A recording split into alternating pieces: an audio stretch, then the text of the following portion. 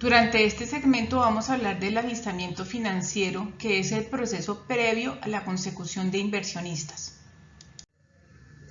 Si hemos revisado varias opciones y consideramos que no podemos hacerlo solos o a través de un préstamo del sector financiero, y creemos que la mayor opción es conseguir un socio estratégico que nos ayude precisamente a dar el siguiente paso dentro de nuestra organización, lo más seguro es que necesitemos hacer un proceso de alistamiento financiero y también conocer el valor de la empresa o de nuestro proyecto. Y para eso, ¿qué tenemos que tener en cuenta? Tenemos unos aspectos claves de información. Dentro de esos está el plan de negocio, determinar muy bien cómo es el modelo de negocio de nuestra empresa y hacia qué nivel queremos llevar precisamente la organización por la cual estamos solicitando un socio estratégico. Saber la valoración de la empresa y para poder hacer la valoración necesitamos también saber cuáles son las proyecciones de la empresa en los próximos años. Otros aspectos claves del negocio son la sostenibilidad. Recuerden que los inversionistas precisamente invierten en empresas o en proyectos que sean sostenibles en el mediano y en el largo plazo. Entonces es importante a través de la valoración y de las proyecciones precisamente poder demostrar que la empresa es sostenible, que tiene escalabilidad. ¿Esto qué quiere decir? Que puede seguir creciendo y que adicionalmente puede incursionar en nuevos productos o segmentos de clientes o mercados geográficos inclusive, y que va a tener además afinidad con las políticas de inversión de esos fondos o de esas personas a las cuales estamos acudiendo. ¿Y qué tenemos que tener en cuenta para realizar el alistamiento financiero? En primer punto corresponde a tener una recopilación de la estructura de los estados financieros, recopilar toda la información de los últimos años, hacer el análisis horizontal y vertical para mostrar cuáles han sido las mayores variaciones y tener las explicaciones de esas variaciones. Si crecimos, ¿por qué crecimos? ¿Qué fue lo que hicimos bien? Abrimos nuevos mercados, sacamos nuevas líneas de producto, de servicio, etc. Si tuvimos dificultades, ¿por qué tuvimos dificultades y cómo las afrontamos?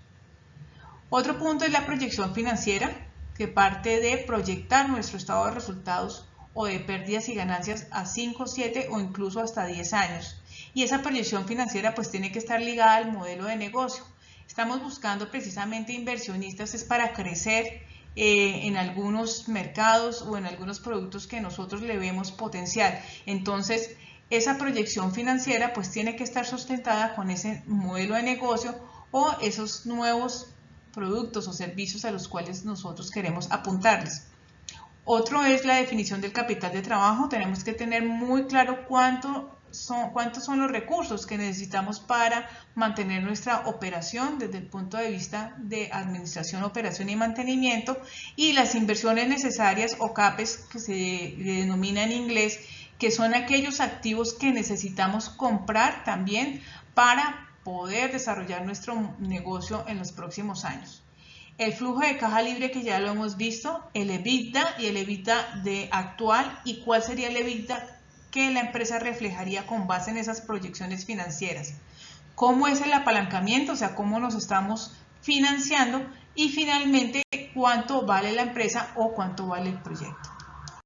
Y respecto a la estructura de los estados financieros, como les estaba diciendo, pues hay que hacer una presentación comparativa de todos los estados financieros principales de los últimos años, con la descripción de los aspectos más importantes o las variaciones más importantes.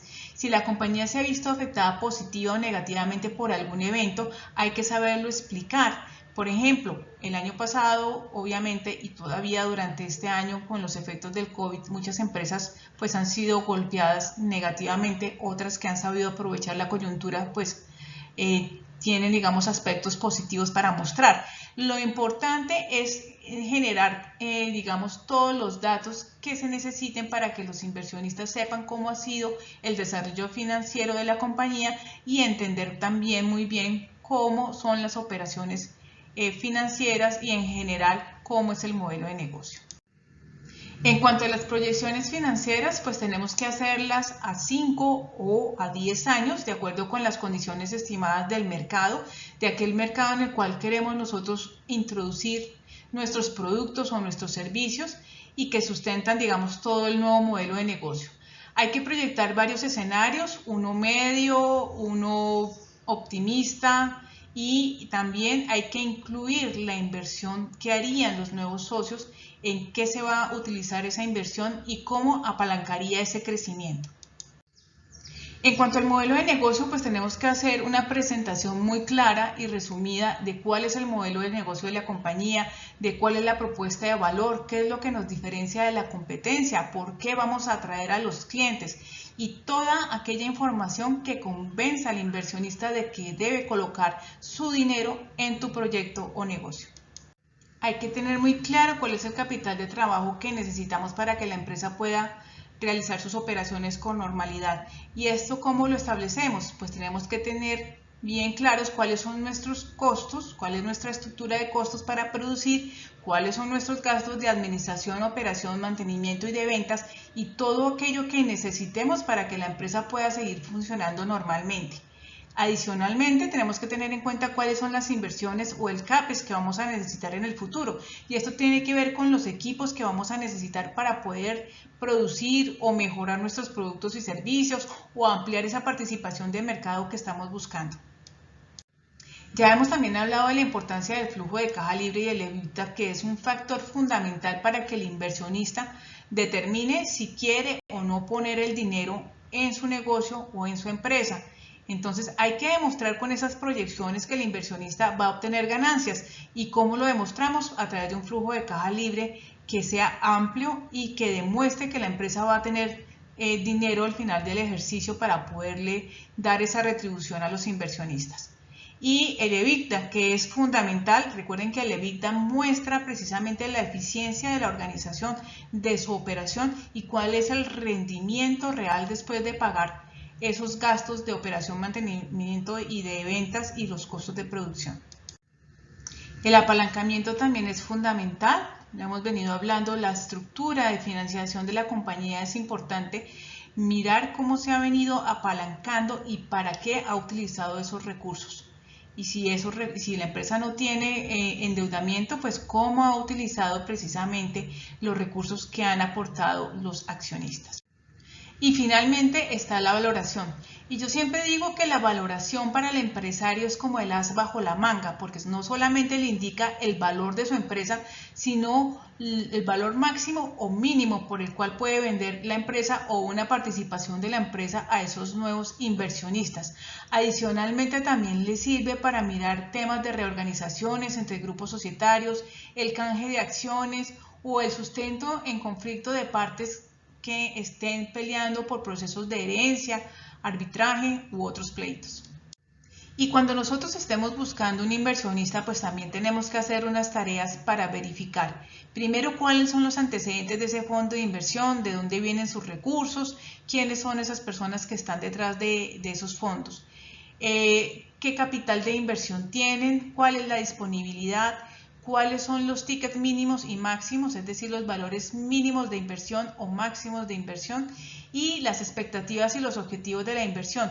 Y sobre este punto quiero profundizar porque realmente a veces no es tan importante conseguir un socio capitalista, es decir, el que solamente nos da el dinero, sino más bien un socio que esté relacionado con el sector donde nosotros trabajamos y que nos ayude a crecer la empresa, ya sea a través de nuevos mercados, de nuevos proyectos, de nueva tecnología, etcétera, que haga crecer nuestra empresa. Es muchísimo más importante conseguir un inversionista estratégico que solamente aquel que nos aporte capital.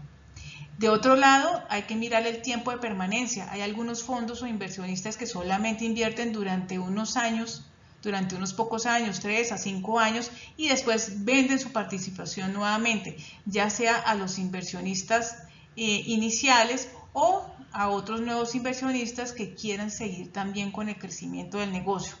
¿Cómo va a ser el porcentaje de control? O sea, ¿cómo va a ser el gobierno corporativo? Eso es importante también. Y el valor agregado para la empresa. Y aquí me refiero precisamente a que ese inversionista genere realmente un valor agregado para el crecimiento de la empresa, no solamente desde el punto de vista del capital de trabajo. Y qué inversiones similares ha realizado para saber pues cómo ha sido la efectividad de esa inversión en otras compañías. Y recuerda que tienes que hacer tu tarea, conocer quién es el inversionista y qué experiencia tiene, explicar muy bien qué necesidad del mercado resuelve tu negocio y cuál es el capital requerido para la inversión, en qué lo vas a utilizar y por qué lo estás buscando. Hacer un análisis de mercado para poder estimar las proyecciones de ventas, la valoración y cuál va a ser la rentabilidad y el flujo de caja que va a generar la empresa en el futuro. Y tener en cuenta todos los costos y gastos necesarios para que la empresa funcione normalmente.